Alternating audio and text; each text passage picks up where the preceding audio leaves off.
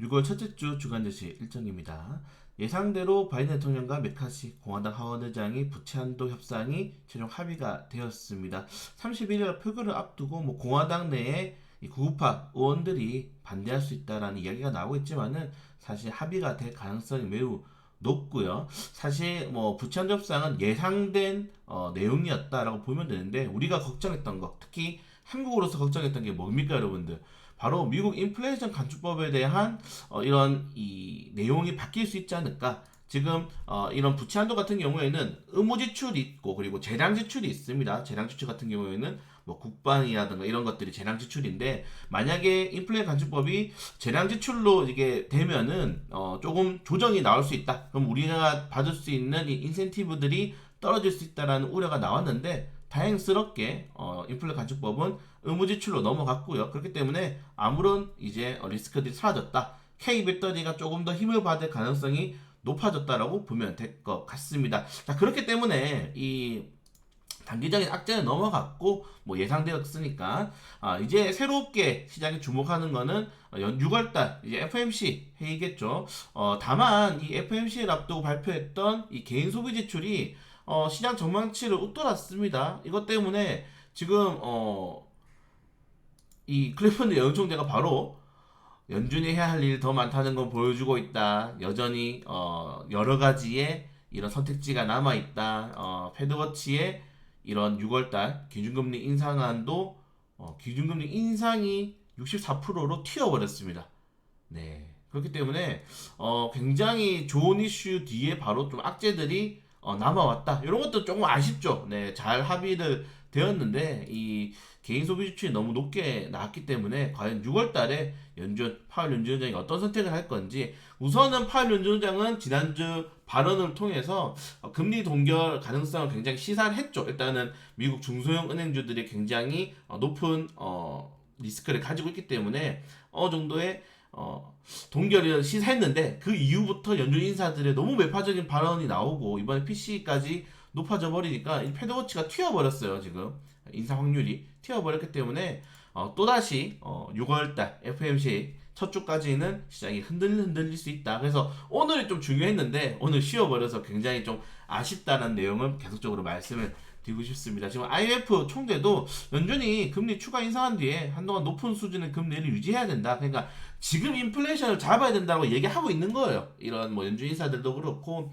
이런 국제 기구 인사들도 너무 연준이 빠르게 금리 인하를 해버리게 된다면은, 미국 같은 경우는 튼튼하잖아요, 경제가. 근데 다른 국가들은 그렇지 않은 상황이 있기 때문에, 그리고 다른 국가들은 아직도 특히 유럽 같은 경우에는 인플레이션이 막 급격하게 드라마틱하게 전환이 안 나왔단 말입니다. 우리나라도 마찬가지죠. 우리나라도 물가가 계속 높게 5%대를 유지하고 있잖아요. 그래서 지금 금리를 못 내리는 상황인데, 연준이 여기서 갑자기 금리 내려버리면은 다른 나라 국가들이 또 흔들릴 수 있다는 겁니다. 그래서 어느 정도 속도 조절이 필요하다. 요거는 저도 굉장히 동의를 한다. 그래서 아마 올해 금리 인하는 없을 가능성이 높아지고 있다. 그래서 6월 달에 동결을 하는지 추가 금리 인상을 하는지가 매우 중요합니다. 네, 매우 중요하기 때문에 또 이거 2, 3일 지나면은 이거 제로 소멸되단 말이에요. 그리고 미국 지수 이렇게 오른 거는 사실 엔비디아 영향도 굉장히 높잖아요. 너무 많이 엔비디아가 강세가 나왔고 이로 인해서 반도체 업종들이 그냥 말 그대로 하드 캐리 끌어올려 버렸습니다. 끌어올려 버렸기 때문에 그런 것들을 본다면은 실질적으로 조금 더 시간이 필요하지 않나. 그래서 너무 강세 시장보다는 단기적인 조정이 나올 수 있다. 그래서 좀 아쉽다. 오늘은 좀 많이 아쉽습니다. 그래서 내일 시장이 오르나요? 단기적인 반등이 나오겠죠. 특히 반도체 업종들로 인한 반등이 나올 수 있는데, 이게 전체적인 시장을 끌어가기에는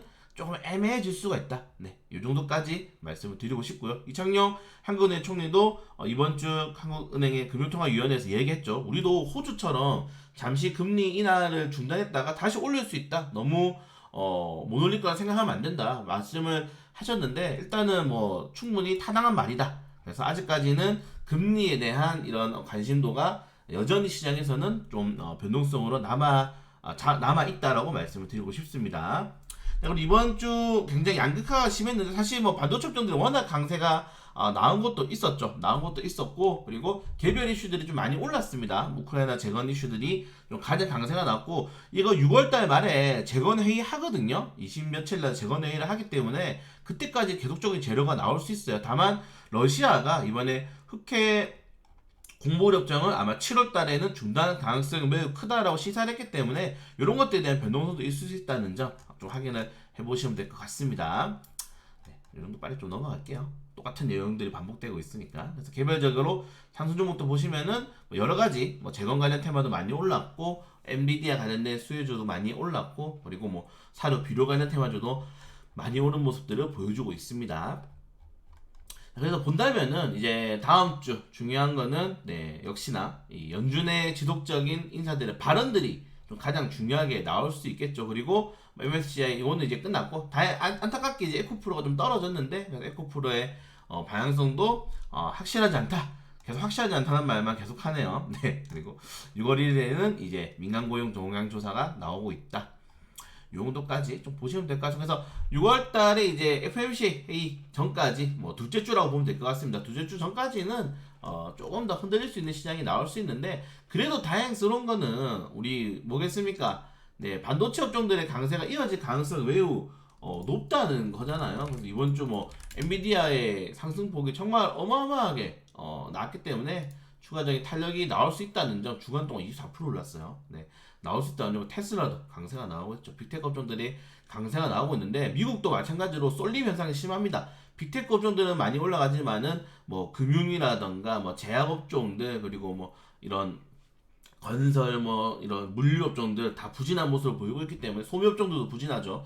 부진하기 때문에 우리나라 증시 그대로 답습할 가능성이 크다는 점. 다만 그렇다면은 이 반도체 업종들에 대한 관심도를 키워야 되겠죠. 조금 재밌는 게, 요 반도체 관련된 리포터가 나왔어요. 유진투자 그 증권에서 나온 건데, 요거 반도체 리포터 치면은 네이버에 치면 나옵니다. 유진투자 증권에서 나온 건데, 요 이승우 애널리스트가 사실은 반도체에 대해서 지난 리포트까지 조금 이제 부진한 리포트를 냈는데, 이번에는 반도체에 대해서 굉장히 좀 괜찮다, 반등이 나올 수 있다, 실버 라이닝, 이제 구름 뒤에 해가 뜰 수 있다라고 지금 이야기할 정도로 나쁘지 않은 리포트가 나왔습니다. 여러분들 이것도 좀 보시면 좋을 것 같아요.